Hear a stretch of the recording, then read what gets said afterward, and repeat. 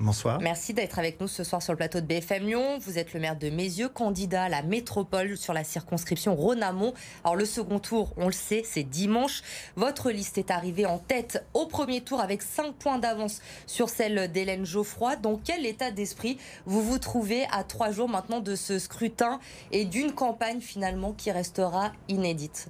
Une campagne atypique, effectivement, car un deuxième tour particulièrement long et qui a favorisé vraisemblablement des échanges ou en tout cas des accords qui n'auraient pas pu avoir lieu dans une situation normale. Donc la situation, elle est, comme tous les candidats, celle d'en finir et enfin savoir quel sera le visage de notre future métropole. Ces accords, justement, vous les évoquez, ils concernent également votre parti, les Républicains. On le sait, la liste a fusionné avec Gérard Collomb, François-Noël Buffet et Gérard Collomb pour la métropole. Est-ce que vous, sur votre circonscription, votre liste a évolué du coup suite à cette fusion ? Oui, bien sûr, il y avait des accords globaux. Nous avons intégré un certain nombre de membres des listes de Gérard Collomb, mais néanmoins nous avons depuis le début sur Rhône-Amont choisi de travailler à l'échelle du territoire. Et donc c'est tout naturellement que nos 3 têtes de liste finalement, je mène la liste pour Meyzieux, mais Laurence Fautra, maire de Dessines, et Lucien Barge, maire de Jonage, tous ensemble nous menons cette liste. Donc c'est vraiment une liste des maires et ce sont les territoires qu'on souhaite faire représenter à la métropole. On sait que cette union, cette fusion entre les listes des Républicains et les listes de Gérard Collomb n'a pas toujours fait l'unanimité, notamment du côté des Républicains. Plusieurs maires s'y sont opposés. Comment ça s'est passé ? Vous avez été consulté avant que cette fusion soit officialisée? Vous avez eu votre mot à dire? Bien sûr. Il y a eu des échanges tous ensemble par rapport à une stratégie et surtout une orientation que l'on voulait pour la métropole. Et je pense que au-delà des difficultés qu'il peut y avoir dans une campagne avec nécessairement des accrochages entre les uns et les autres, parce qu'une campagne est toujours un moment d'affrontement, néanmoins il y avait cette orientation commune que l'on souhaitait préserver. Et ça a emporté toutes les décisions. C'est-à-dire cette volonté d'avoir une métropole dynamique axée sur une ligne économique, vertueuse environnementalement, mais j'y reviendrai. Mais en tout cas, il y avait cette orientation globale qui était partagée et c'est pour ça que ça a pu se faire. Ce choix de réunir les Républicains d'un côté, François-Noël Buffet, Gérard Collomb de l'autre, vous pensez qu'au vu des résultats du premier tour, avec cette vague verte, eh bien cette fusion était inévitable pour essayer de remporter cette métropole? Vous deviez passer par cette fusion avec La République En Marche? Les chiffres étaient là. Seuls, nous ne pouvions pas gagner la métropole. Et l'objectif, c'est de préserver une métropole dans une orientation, je vous l'ai dit, que l'on souhaite différente d'une orientation plus à gauche, pour le dire simplement. On va revenir justement sur cette élection, sur cette circonscription Rhône-Amont. Je le disais tout à l'heure, vous êtes arrivé en tête au premier tour. Mais tout de même, vous avez d'un côté Hélène Geoffroy qui se voit avoir le soutien des Verts d'un côté, de David Kimmelfeld également. De l'autre côté, Andréa Cotarac pour le Rassemblement national. Ça va être serré quand même ce second tour. Une élection est toujours serrée. Surtout quand le premier tour a été marqué par une abstention record. Donc l'évolution du corps électoral sera nécessairement particulière et on souhaite vraiment, évidemment, que ce corps électoral se mobilise pour avoir une représentativité la plus large possible. Que Hélène Geoffroy soit soutenue par les uns et les autres, peu importe, ça n'est pas l'enjeu. L'enjeu, il est une orientation de territoire, comme je vous l'ai dit, et que ce soit les Verts ou que ce soit David Kimmelfeld, leur vision de Rhône-Amont était globalement la même.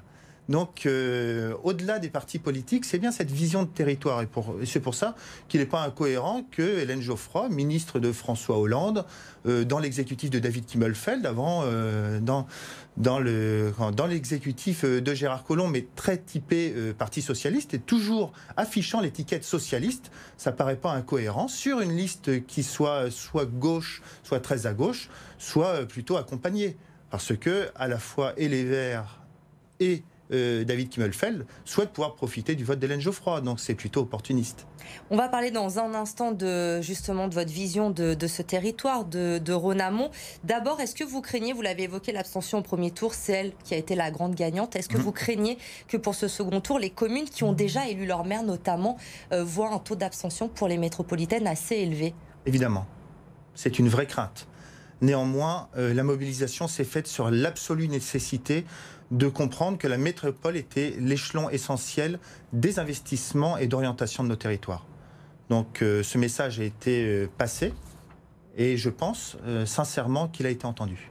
On en vient à ce territoire du Rhône amont, l'Est lyonnais. On le sait, la sécurité est un enjeu essentiel de ces élections, notamment dans l'Est lyonnais. Plusieurs communes doivent faire face aux rodéos urbains, notamment au règlement de compte quotidien.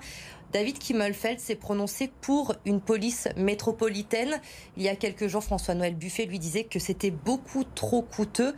Est-ce que vous êtes favorable sur l'Est lyonnais à ce qu'une police métropolitaine soit créée? Est-ce que c'est la solution pour essayer d'enrayer ces problèmes?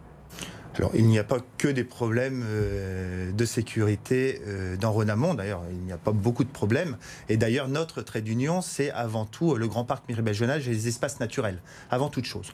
Pour ces problèmes de rodéo, la réalité, c'est qu'il doit y avoir une action de terrain au plus proche des territoires, au plus proche des quartiers. Et que s'il doit y avoir des actions communes à l'échelle de la métropole, c'est dans une mutualisation pour pouvoir agir sur tel ou tel territoire, mais pas forcément au niveau global pour décentraliser ensuite.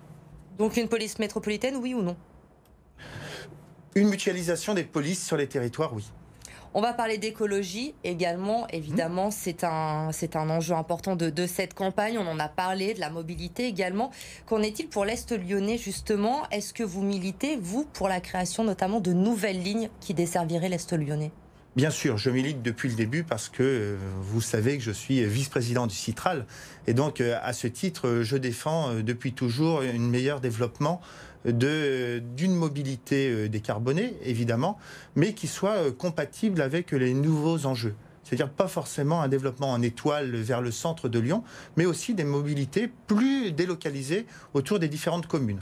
Donc avoir un axe central, nous en avons un sur Rhône amont, c'est le T3, notre cordon ombilical, mais il y a aussi la nécessité maintenant d'avoir, à moyen terme, pas à court terme, la prolongation de ce métro A, mais qui maintenant fait partie des programmes finalement de tous les candidats. Et donc ça veut dire que finalement la parole que je portais a été entendue par tous, donc ça c'est une réelle satisfaction. Est-ce que selon vous, cette crise que nous avons vécue depuis 3 mois, cette arrivée du Covid, le confinement, est-ce que tout cela va redistribuer les cartes pour ce second tour des élections? Est-ce que les électeurs peut-être ont besoin d'autres réponses qu'ils n'en avaient au mois de mars? Ce que l'on voit, c'est que la reprise est efficace. Peut-être à Lyon plus que dans les autres métropoles, la reprise des transports en commun, la reprise du trafic automobile s'est faite rapidement. Et on sent cette volonté de retrouver un équilibre et surtout lever les craintes par rapport au dynamisme économique. C'est la première des choses. Et donc notre ambition devant toutes les autres, c'est d'accompagner cette reprise pour que chacun puisse vivre sereinement et avec le moins de craintes possible sur une perte de revenus qui serait catastrophique. Merci beaucoup Christophe Quignot d'avoir été avec nous ce soir sur le plateau de BFM Lyon. On va découvrir bien sûr l'ensemble des candidats pour cette circonscription Rhône amont. On les a évoqués. Il y a également Hélène Geoffroy et Andrea Cotarac, le candidat du Rassemblement national.